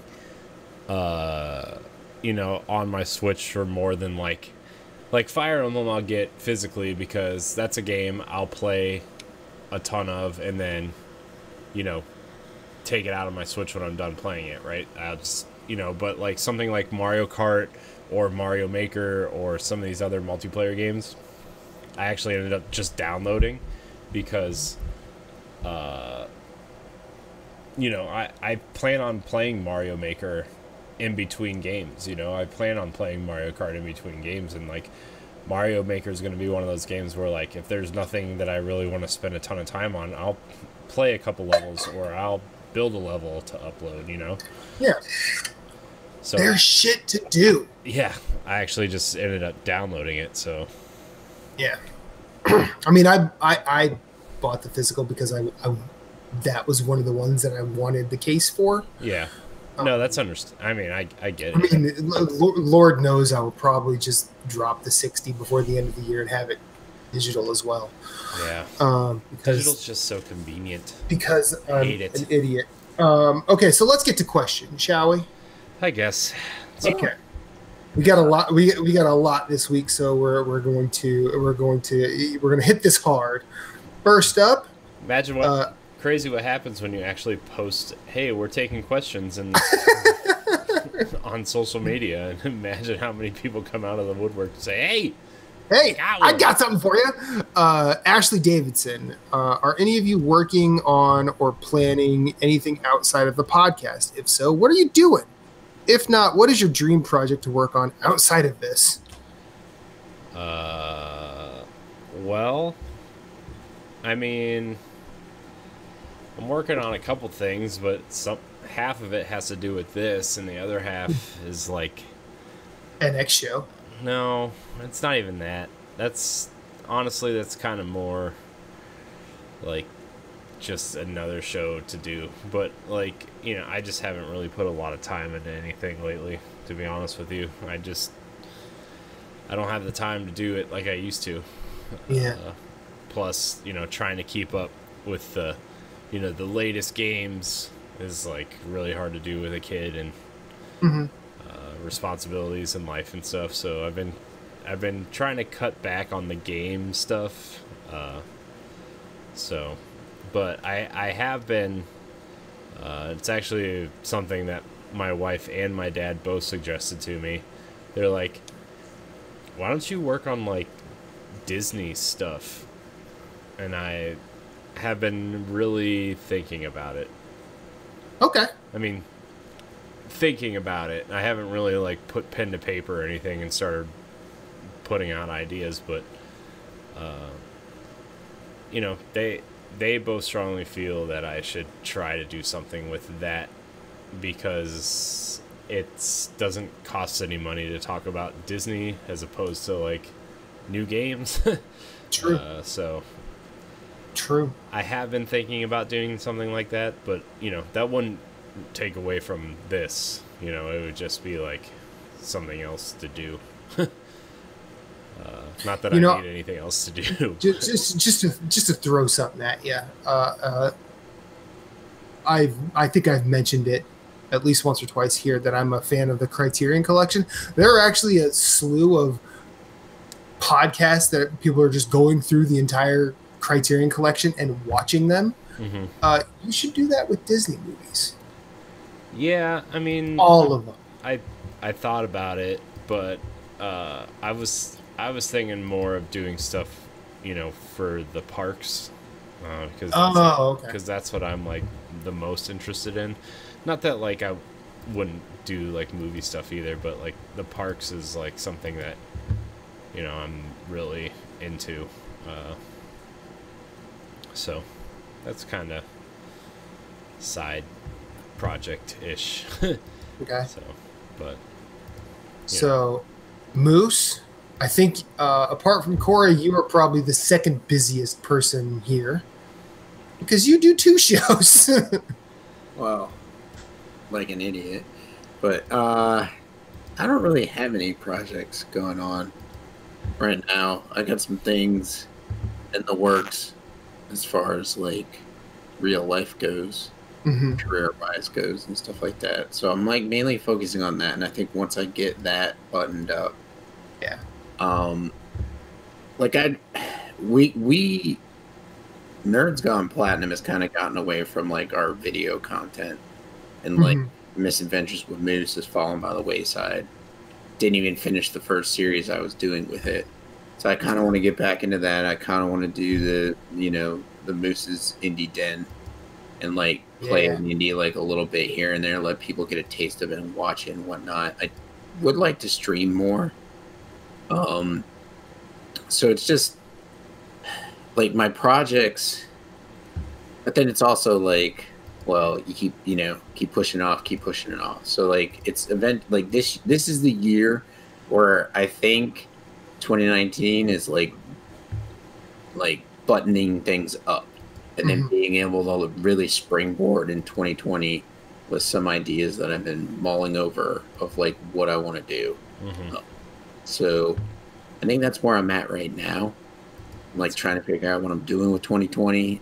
I mean, with 2019 to even get into 2020. So that's kind of how I feel with everything I've been like playing around with too. Is like, you know, I have ideas. Like I do want to stream some stuff. I do want to do more. I want to like do stuff that's going to be like consistent though, and not just like throwing it out there. Because I think that was our problem. Well, my problem like last few years or whatever. It's mine too, and that's the problem, is consistency. Yeah. Yeah. And like I don't want to put out something that's just like, oh man, this feels like we have to do this, you know. And that was like something I wrestled with for a long time, to the point where like, oh, we've literally only done the podcast for like 3 months, and it's been super relaxing. Almost to the point where like sometimes it's Sunday night and I'm like, oh shit, I have to edit the podcast because it's got to go up, you know, because I was breaking it out into separate videos and stuff. Yeah. But you know, it's like you said, Moose. This is something that I need to work on too is just like consistency and buttoning things up, and so. Well, in terms of projects for me, there is something I'm working on. There's actually going to be a B-side for it that goes up. I mentioned this a few weeks ago. There was going to be a B-side that goes up about it. That still has not happened, so I'm still waiting for that to happen. But I have a plan that I am going to put into motion in the next couple of months. It probably, like, if I were to start by the end of August, fruition for it probably won't happen till well into 2020. And there's a lot that's kind of required in my personal life as well, because I'm currently work third shift, and when I come home and want to play games, I would like to stream, but it's like at 10 a.m. in the morning, and I'm at a point where, like, I need to get stuff done and then go to bed. I would like to get to a point where I'm on a first shift job, and then I could stream a couple of nights a week on top of the podcast and still be able to manage time with the partner, because that balance is going to always sort of take priority over Nerds Gone Rogue. No disrespect, guys. Feel offended. Yeah, I mean, you know, I got nothing for you. I know that I know that you take that priority with Sana, and I know Moose, you're very much worried about that with Kelly. Mm-hmm. But once I once I get the everything started, once that B-side goes out, everything will be a bit more understood as to what I'm doing. But I'm building towards doing more stuff affiliated with Nerds Gone Rogue outside of just the podcast. So yeah. Once that happens, so there's going to be a B-side. It's going to be Captain Canada and myself. Yeah, Moose. Yeah, Moose. Don't shake your head at me. Tease me. Don't you tease me. It'll be Captain Canada and myself, and all will be understood after that happens. So yeah, in fact, based on that, the first people to know about it will be myself, Captain Canada, and then Corey, because he'll watch it and have to put it up. But yeah, so that's kind of what I'm working on outside of this. I always like the idea of writing more. Just it's been difficult. Hopefully I'll be able to do better in the future. But I do think about it a lot. Writing's hard, man, because sometimes I'm like, I sit down and it's just, I don't know where to start. I don't know what I want to write about. And then sometimes I have an idea of what I want to write about, and then I sit down and I'm like, this is garbage, and then I slam my laptop shut and go to bed. Well, I mean, that's the reason I've always sort of stuck with music, because I had those muscles going for 5 years. Mm-hmm. And when I started back here, like, yeah, I was doing it pretty regularly, but then, you know, working multiple jobs and multiple 16-hour days, you know, you have to go to sleep at some point. The one thing that's always been a constant is none of that has really gone away up here. Just when I get a chance to, like, sit down and organize it, I'm usually just so. When I'm not exhausted, I can usually write. But I've been exhausted a lot. By the way, I'm following the Twitch chat, and Cinnabon is in the chat and says, "Hi, Cinnabon. Loving the stream, guys. I'm sure you'll figure out the schedule soon. Just followed to help." Oh, thank you. Thank you. Well, now, Cinnabon, just to be fair, Nerds Gone Rogue schedule is like clockwork. Yeah. This show is like Monday night every week. Bam. Like this is, if you want consistency, it's right here. But doing other stuff outside of it has been where we fall off a little bit. Consistently mediocre for 3 years on Monday nights. There you go. Yeah. So thank you, Ashley, for your question. Let's move on to Alan Heinen, the walking meme himself. Oh, boy. If Old McDonald left his farm to go eat lunch at McDonald's, what's the probability that one of the beef patties he consumes came from his farm? As someone who grew up partially on a farm, I can explain this to you. It's actually very minimal. I was going to say, wouldn't your farm meat go further out? Yeah. It wouldn't be local, right? It's not local. Yeah. It's not local. I mean, unless you sold specifically. I mean, if you sold if Old McDonald sold specifically to that McDonald's, right, probability pretty high. Right. Well, that's going to go to a meat packing plant, moving company, processing. It's going to. Yeah. Like I mean it as in like if you like there's a farm near us that sells at a shop and it's like okay like you know it's like not McDonald's but it's they go to farmers markets, they have their own store, they sell like to their local customers and that's it. Like so unless he's doing that, like you said, it's gonna go to a processing plant, it's gonna get processed, boom, it's like it's gone. Scattered. Yeah, scattered to the quantum fucking wind. Right, yeah, it's pretty much going to be in America and maybe Canada and some Mexico, but like it'll be highly unlikely that he's going to eat a hamburger that's from his farm. Mm-hmm. Yeah. All right. Happy to help, Alan. Sorry to destroy your dreams, Alan. I mean, if you want your dreams destroyed, wait for Deshaun's questions. Christ. There's fucking 4 parts, I think. Okay, speaking of which, the man, the myth, the legend, Deshaun Malone. What do you think about these Burger King tacos? I didn't know that there were Burger King tacos. Yeah, they're $1. I heard about them, and now that I know they're $1, I might have to go get some for lunch. Well, I'm a little bit strapped for cash, so the next time I get paid, I will venture out to try these Burger King tacos. So yeah, it'll be a little bit, but I will report back. They look strange. Like, why aren't their shells just like, you know how Taco Bell's shells have that nice round, flat edge to them? You know, they're just like, they look like how way a taco shell should. Do they look like the way a taco shell should look, or do they look the way a taco shell should look to a white person? I mean, I've had real, like... I mean, I'm not trying to throw shade here, but it's... No. My grandma's neighbors were Mexican, and they own a chain of Mexican restaurants in the area. Yeah. And their tacos, and granted, I'm sure they're catering to an American audience, but their tacos look like tacos. Like I think a taco should look, right? It's just like the nice shell and some meat inside and some cheese and garbage inside. Burger King's tacos look like someone's like, it looks like they dropped like something in the fryer and they took it out and they're like, oh, we should fill it with some stuff and call it a taco.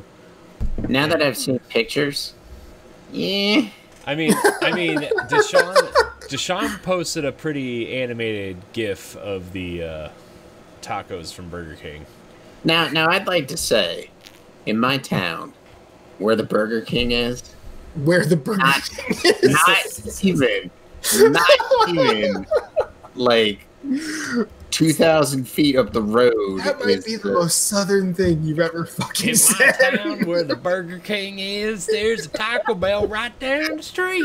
There is. So I would, if I'm sitting here thinking about tacos, I'm going to go.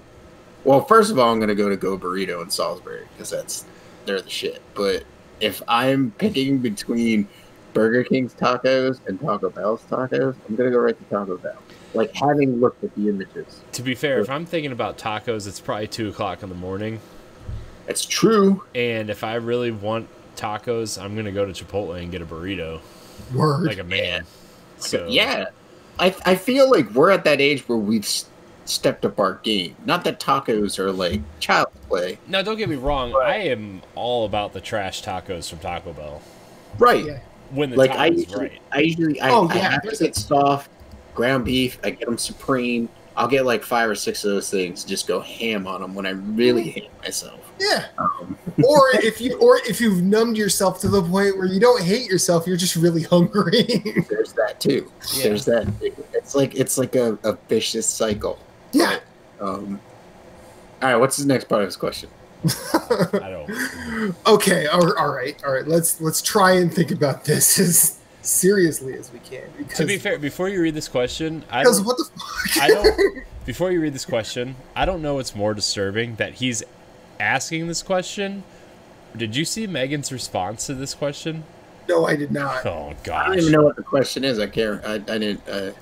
All right, Matt, just go ahead. Okay. I'll look up the response. I can only think about this way. What do you think about this girl selling GamerGirl Bath Water? Okay. I have some thoughts. Hold on a second. You live in America, fucking capitalism. If she can sell her bathwater, let her do it. If people want to buy that shit, whatever. I'm sure you buy something that people are like, why the fuck you buying that? So why don't No idea what you're talking about. Not our boy Matt in particular. I'm just saying the people out there. So just shut your trap, mind your fucking business, and just let her sell some bathwater. But anyways, what did Megan Green say? Megan's response to this on Twitter was, "If I looked like that, I'd be selling it by the gallon." Yeah. I mean, honestly, I'm right with Megan. I can't disagree with that. I can't disagree with that. It's like the problem isn't her selling it. The problem is not her. Fucking, if this girl's got that hustle, go for it. Yes, many a rap group has said, make that paper. Right. Exactly.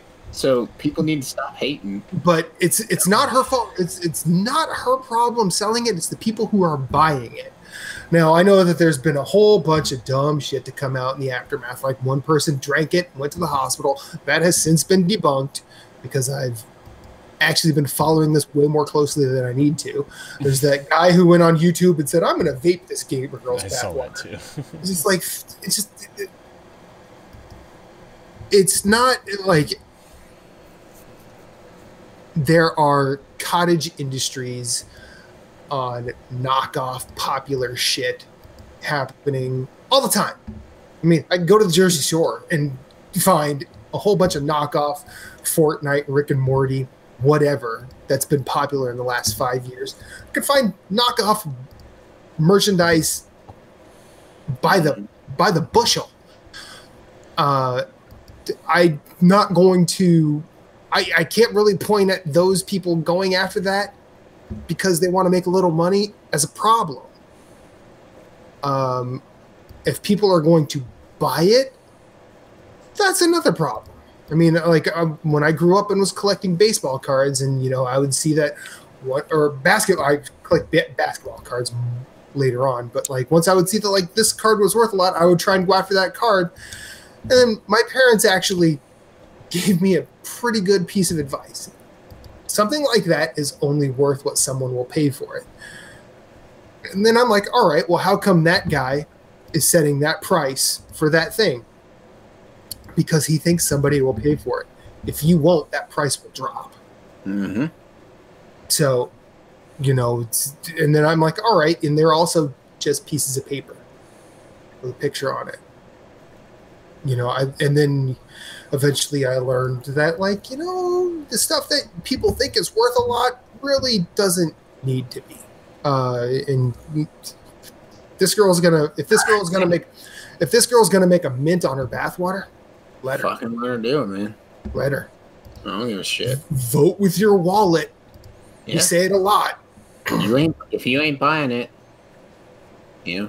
Mm-hmm. Whatever. I'm gonna put a poll on Twitter. How many people would buy my bath water on the internet? Huh? Oh, okay. I'll send you guys some for free Infinite abstains from this poll. I was gonna say, like, I think the co-hosts. Yeah. You, sir, go right on ahead. All right, what's the next question? What do you think about Infinite Rewind and Corey in HD 713's crushing Mario Maker 2 levels? # Super Mario Maker 2. Hey, good. Y'all are at putting some quality content out there. That's good. Man, That's not what you said earlier. No. Just because it's hard doesn't mean it's not good. That's what she said. Nice. Wow. That was a good one. Bravo, Moose. I'll say this. I about Corey's first level, like, I genuinely liked that. That was a really good maze, and it had the right amount of fuckery. His second level can fuck right off. I have consistently gotten to the final section where you see the goalposts, and I'm like, I can get there, and then everything is just wonked up enough. You don't like those? You don't like those Hammer Bros? And I can't. Oh god, fuck you, man! And the fire. I mean, I will beat that level eventually, and I just hope I beat it faster than Eddie V did. Which that reminds me, I need to play his levels too. I still don't know how Ed beat it. He beat it like he beat it like on his second try. I'm like, oh man, everybody's just gonna beat this level now, and he's still the only person that. Yeah, he's the only person that's cleared it. But yeah, Corey. I like playing Corey's levels, and I can't wait to see what he does next. I can't wait to see what Moose does. I would like to see Moose create. Oh, don't put the pressure on me. No, I'm not gonna say. I would like to see you create a level and see what you do with it. All right. I mean, because let's be fair. I created like 30 levels in Mario Maker 1, and most of them were dog shit. All right, well, mine will probably be all dog shit until I get to like the 60th. I mean, I hope he literally just makes a dog out of blocks pooping and walks to the end. The dog poops out. The dog he'll do a block interpretation of the undo dog. Yeah. There we go. All right, next up, Megan Green. Hey, Megan. No, I'm sorry. Deshaun has another question. What do you think? Deshaun. What do you think of Nerds Gone Rogue crushing it? Thanks, Deshaun. Thanks, we appreciate it. That's what I think of that. Thank you. We're trying out here. You know, we're just trying to do entertaining content every week. Yeah. We are in a vast sea of video game voices that each one is different from the next. And the fact that we're doing all right, I'm happy with that. I'm just glad, we are entertaining the people who listen to us every week. Mm-hmm. And that reminds me, Matt. Remind me to announce the next giveaway for August at the end of this show. Ooh. Okay. All right. Because I forgot to tell you that at the beginning. Special giveaway. That's okay. I mean, we have till August, so we can. I think some people will be excited for this one. All right, and now we will get to the illustrious Megan Green. How long did it take you to realize that collecting games wasn't really in the cards anymore? I love collecting, but life has been super busy lately. Balancing life, games, friends, and work has been splitting my funds. When you realize that you're a crack addict and you need to, stop. Wow, so Moose has got confessional here. Well, it's like looking at everything, like she's saying, like splitting her funds. It's just it's this perpetual cycle. Like when I was younger, it used to be like movies and eats, like movies and music. Yep. And I kind of stepped away from games because I had World of Warcraft, and then I came back to games, and then I stopped buying like movies and stuff. And I'm like, aha, I beat that habit. And little did I know, games were like, nope, go buy games. Like I look at my library and I'm like, I've not beaten a lot of these. Yeah. You know what I mean? And so it's like I need to start really playing and enjoying what I own, before I start really investing in newer games. You know? So I think, and if she's just talking in general, there's that. But then also like collecting as far as like physical games, lack of space.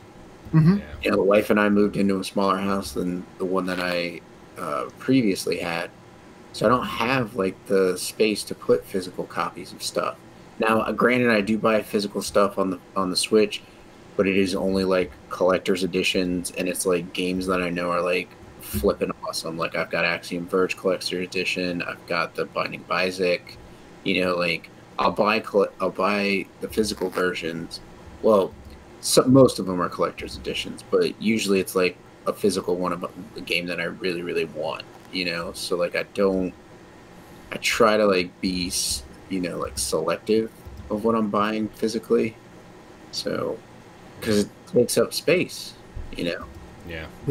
I actually just had this conversation with my wife and Matt privately. You know, I told Matt, like, now that kind of Nintendo Power Lock is over and we kind of moved that show and in a different direction, and I cleared out my Switch library, and I just felt like this huge weight lifted off my shoulders, right? And like I've been going through this spree of cleaning out and getting rid of a bunch of stuff that I used to collect. Like I have a ton of like figures and toys and special editions that I loved when I was like really into that stuff, but now as I've gotten older and priorities change and whatnot, like I'm like realizing like, man, I don't need any of this stuff anymore, right? And I showed Matt a bunch of the lists that I've made, and that's not even all of it, right? And it's like I cleaned out my Switch library, and I told my wife, I was like, look, if I don't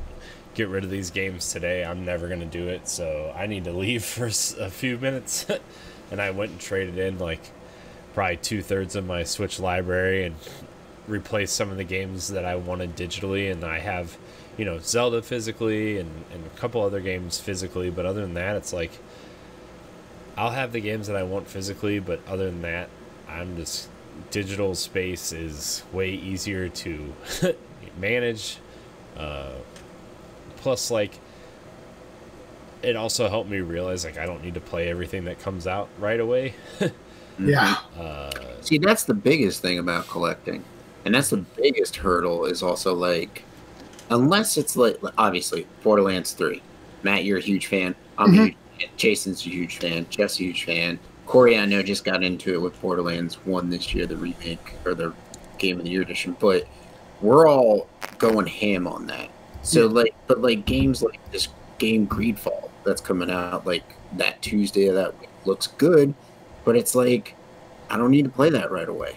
You know, like there's some games where you're just like, that's what I also need to do is be like, okay, no, like I don't need to have a day one. Like what game do I really, really like? Ghost of Tsushima will be a day one purchase. You know, like the new FromSoft game, when that comes out, that'll be a day one purchase. But like these other games where they look good and buying just to buy is not good anymore. You know what I mean? Like, that's when you also realize you have to make the decision and be like, I can wait on that. Like I think Jeff has a great policy where he's like, if I'm really put it on the radar, if I'm really liking what I'm seeing, you know, $20.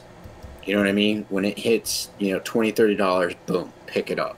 You know what I mean? Like, and just be like, all right, well, I won't be part of the zeitgeist when that happens. You know what I mean? So I'm trying to implement that rule as far as that goes. Plus, like, I'm trying to like look at game now because like Game Pass changes everything too. Like, I mean, I have Game Pass because I think it's a good deal, but like Mutant Year Zero is a game that I wanted to play.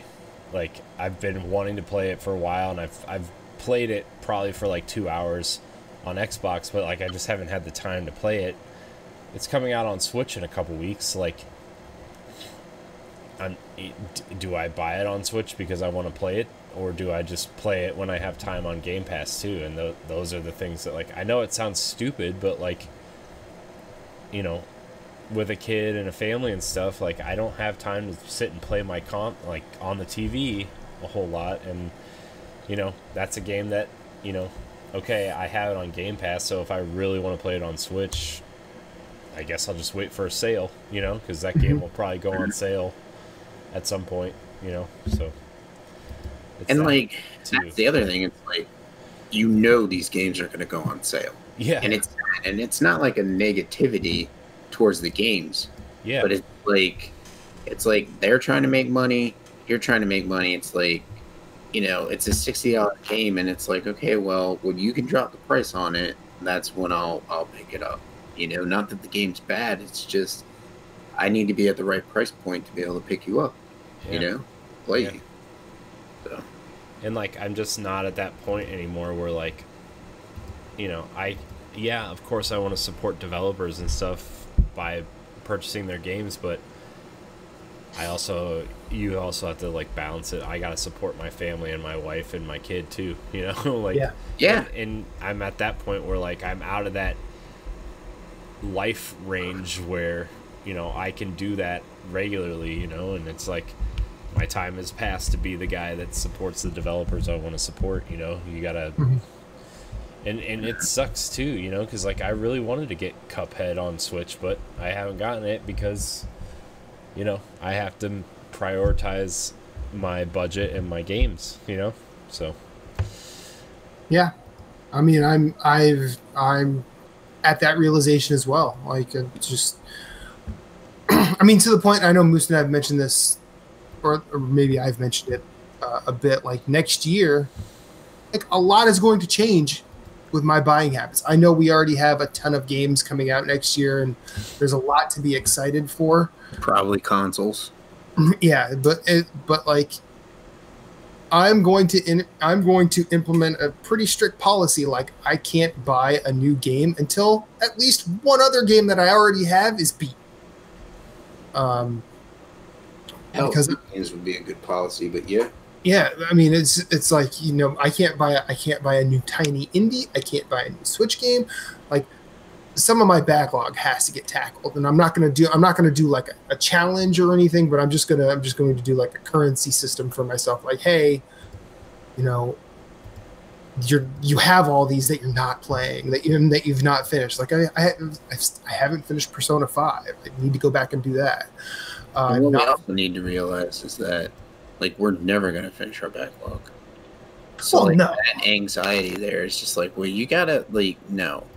I'm not, yeah. I mean, I agree with the people that are like, you should play what you want to play and play what's fun. So, like, if you're not enjoying a game, like, just kick it to the curb. And it's like, okay, like, I agree with that, but then it's also like, you need to be more selective on your buying habits. Instead of buying everything and then playing, like, say you buy like 10 games and you're like, well, I only like 4 of them.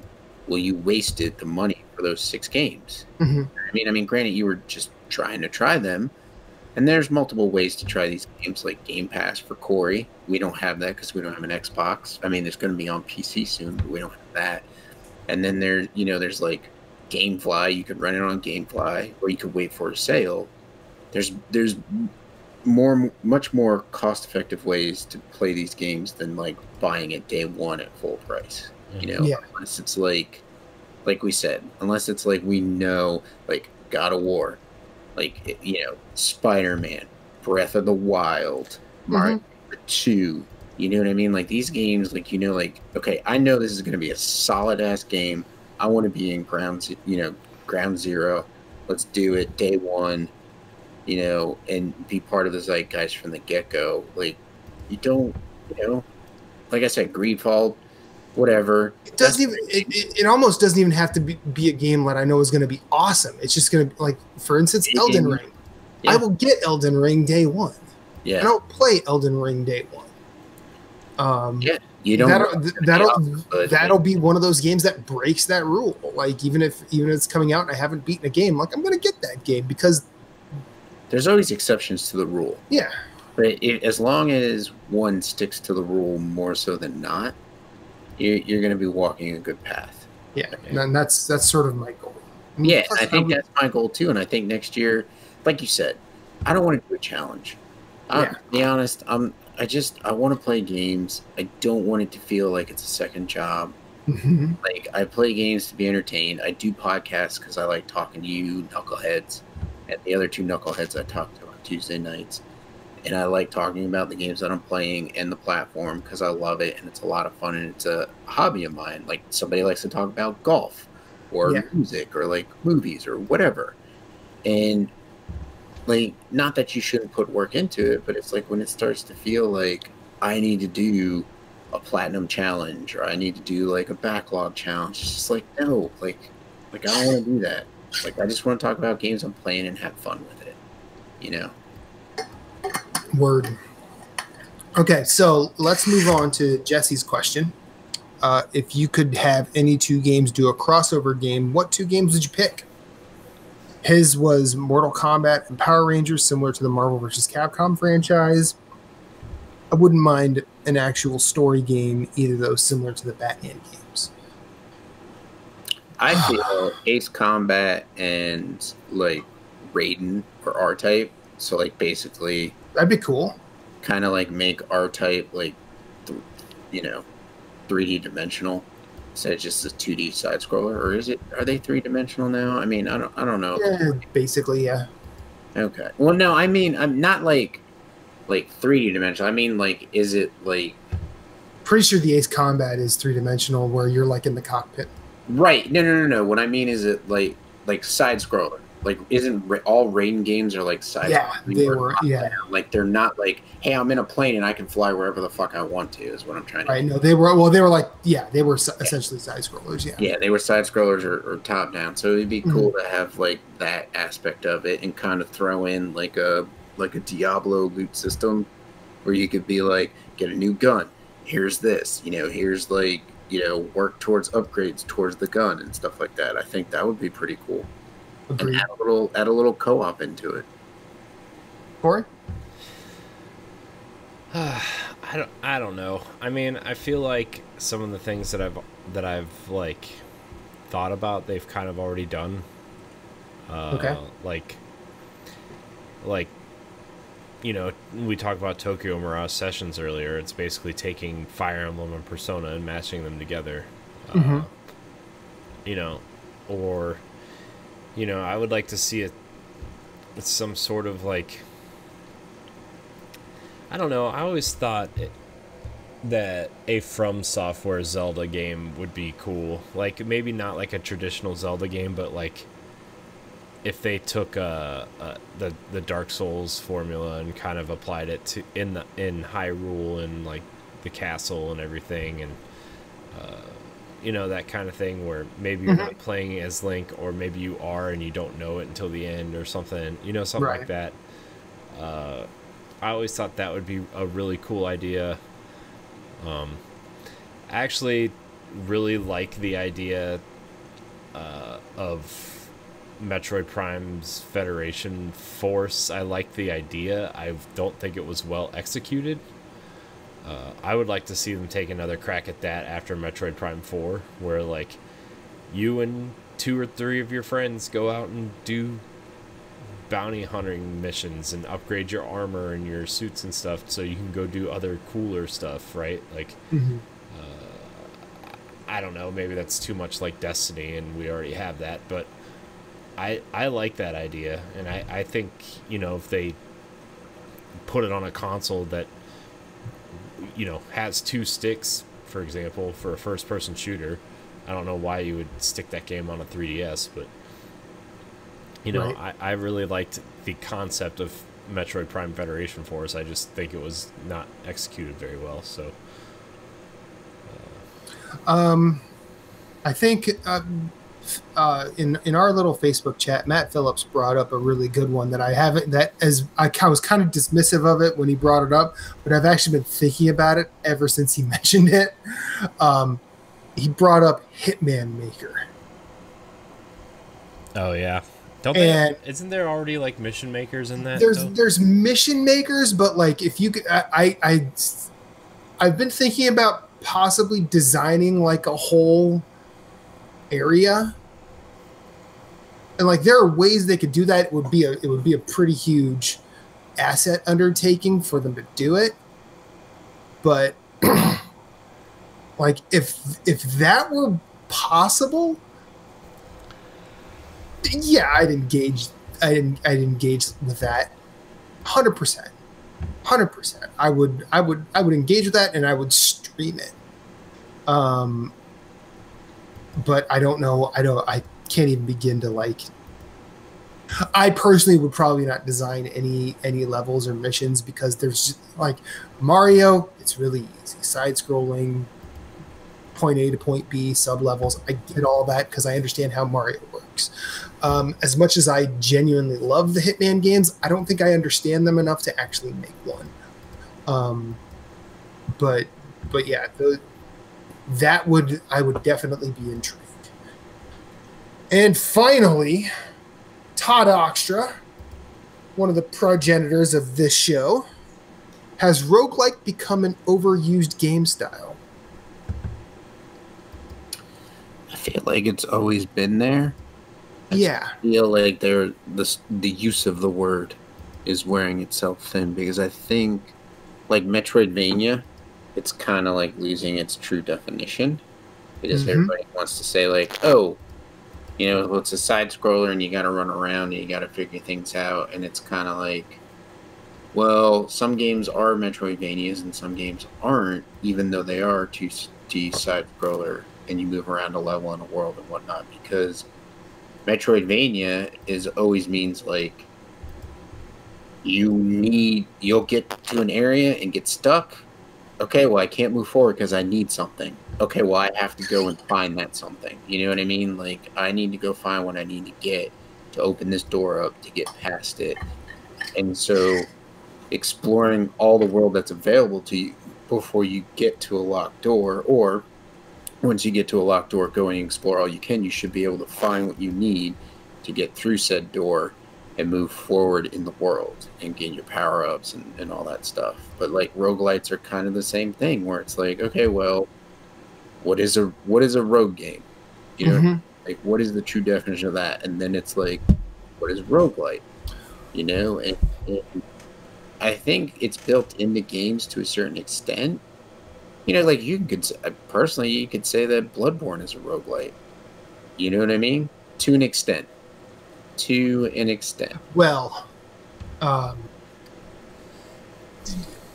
as someone who's followed the idea of roguelikes for a bit, like I'm not an expert on them by any stretch, because if you try and go looking up for that, there are doctorate level essays on what roguelikes are, and there are plenty of people with very different opinions on them. In fact, there was a roguelike convention in Germany in like 2008 that they kind of concocted the definition of a roguelike, and almost none of the roguelikes that we like fit that definition. The closest ones are probably Binding of Isaac and Crypt of the Necrodancer. I also think like a lot of people associate roguelikes with random generation. Well, like random generation and permadeath. That's that's not always the case.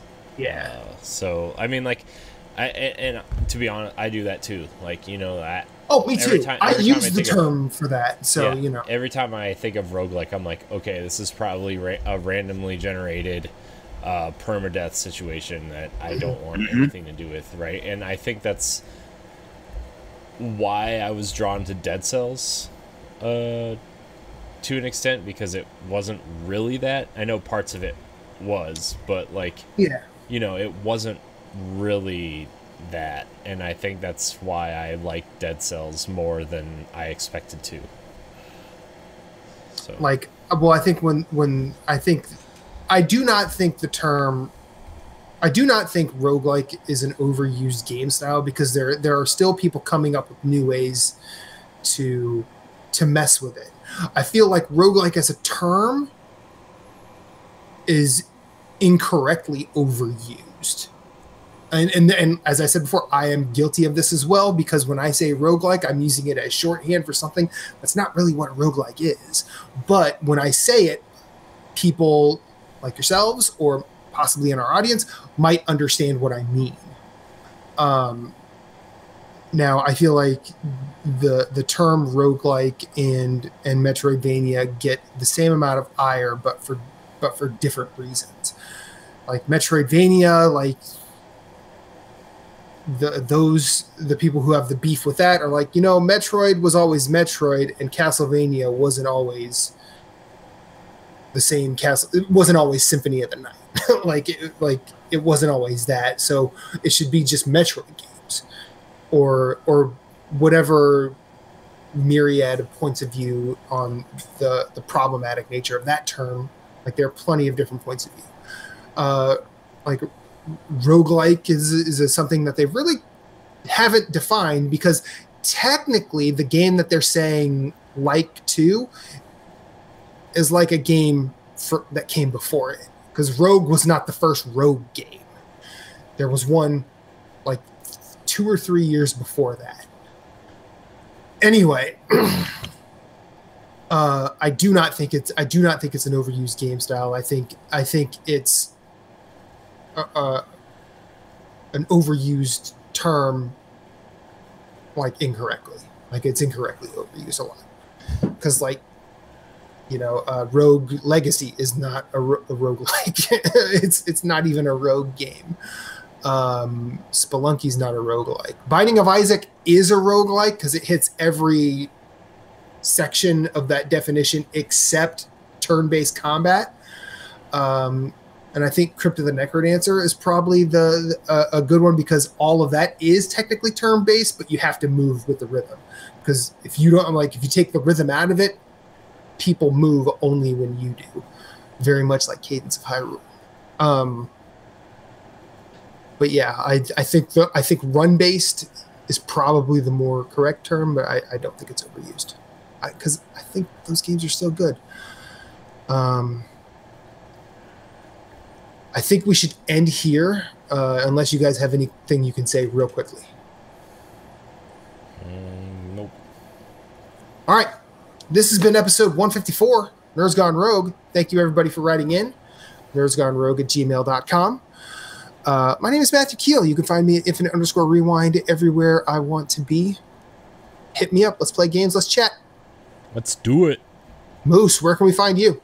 You can find me at Sven, SVHENN, on Twitter, Twitch, Instagram, and PSN Network. If you're going to send me a friend request, please say it's from NGR and GP. Also, you can watch me or listen to me and Jason and Jeff discuss the PlayStation platform live Tuesday nights at 9, usually at 9. It goes live Thursday mornings at 7, the video and the podcast for your listening pleasure.